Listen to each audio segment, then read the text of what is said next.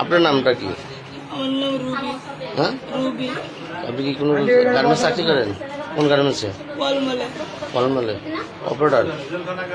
আপনার স্বামী কি মাঝে মাঝে আপনাকে নির্যাতন করতো?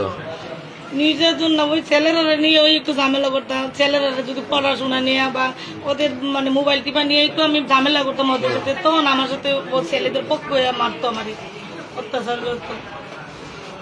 মানে আমি বুঝতে পারি না এমন আজকের এই ঘটনার সময় যে আপনার আমি তো ভালোই আসলাম, আমার স্বামী স্ত্রী। ঠিক আছে, হাতুড়িতে যে আঘাত করছেন, প্রথম আঘাত করছেন কাকে? আপনার স্বামীকে? ছেলেরে। ছেলে, তারপরে স্বামীকে? হ্যাঁ, একটু তলে পড়ে ছিল আর দুজনে পার্সেন্টটা তলে হালাই রাখছে।